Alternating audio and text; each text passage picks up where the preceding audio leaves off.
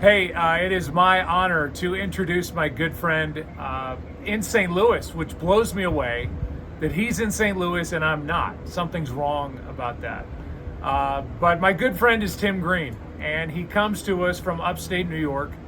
As we all know, he's been through an unbelievable amount in his lifetime. He's also accomplished more than I could ever think about accomplishing. What does he accomplish? You say, well, he's a first round draft pick in the NFL. He was a brilliant student at Syracuse. He's written like more books than Stephen King. He's a lawyer. He's been an announcer. He's been a television host. And he's done all that, and it's been an amazing life and an amazing career.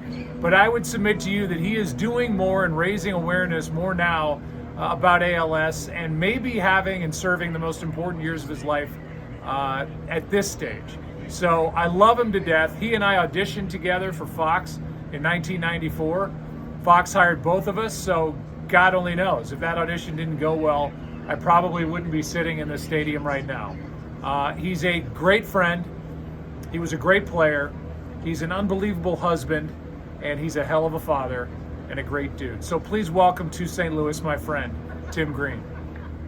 Many thanks to my good friend Joe Buck for that amazing introduction. Whenever I visited St. Louis, Joe and I always had lunch at Carl's. My favorite was a double cheeseburger and a mug of that incredible root beer straight from the barrel. Good evening. I'm honored to be here, virtually, and to be included in the program tonight. A special thanks to my dear friends, Mandy and Brian Anderson. I know they have poured their hearts and souls into making tonight's dinner a big success. They are incredible people, and I am lucky to have friends like them fighting for me and everyone living with ALS. I want to thank them from the bottom of my heart for their amazing efforts. I'd also like to thank my law firm and partners at Barclay Damon for their support of this incredible event. They are also sponsors of my podcast, where a significant amount of the profits go to Mass General Hospital for ALS research. You can also support the podcast Tim Green, Nothing Left Unsaid, where we interviewed the likes of Joe Buck, Roger Goodell, Carl Hyacin, Leslie Stahl, Bob Costas, Troy Aikman, Brian Kilmeade, and many more interesting people. Just a note before I begin. If my story interests you at all, please know that Final Season, the book you are receiving, is largely true, taken from mostly real events. I wrote Final Season entirely with my eyes. It fulfilled my goal of writing a #1 New York Times bestseller, topping the likes of LeBron James, R.J. Palacio, who wrote the incredible book Wonder, and J.K. Rowling. Enough on writing and on to ALS. When I was diagnosed with ALS in 2016, it was a death sentence. I was told to get my affairs in order and that I had 1 to 3 years before I would die from suffocation. When I asked what I could do to fight it, the answer was nothing. Honestly, at that moment, I wanted to die. Just accelerate my death sentence, because life without hope didn't seem worth living. I was in a darker place than I ever imagined possible. My wife, Alyssa, tried everything to console me, but I was a shadow. Then she invited a young doctor friend of ours to the house. He had spent 6 months as part of his education at Massachusetts General Hospital at an ALS clinic, working under a doctor who he claimed was the preeminent authority on ALS in the world. I didn't want to see her, but our daughter was playing lacrosse at Harvard, and we tried to get to every game, so I couldn't think of a reason not to make a 10-minute detour to see her. So we made an appointment. That's when I met my angel, Dr. Merit Sukovich.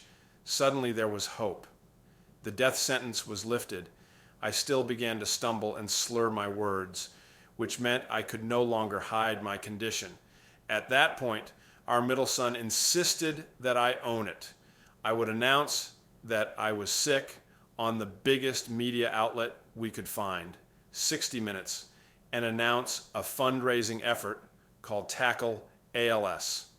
The website serves as a pass-through, funneling every dollar to cutting-edge platform trials at the Sean M. Healy and AMG Center for ALS. Merit also has the latitude to use these funds for compassionate use, providing experimental drugs to people with advanced stages of ALS who can't afford these expensive drugs, providing hope to thousands of patients across the country. I am thrilled that Tackle ALS has raised more than $9.7 million to date. With the important work that everyone at the ALS Association is doing, not only here in St. Louis, but nationwide, to support people and their families who have been ravaged by this disease with care and support programs, there is finally hope.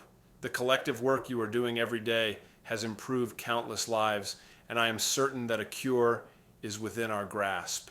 On behalf of all patients suffering with ALS, I want to thank each of you personally for your time today, and most importantly, for your dedication in this heroic effort. Thank you, and God bless you.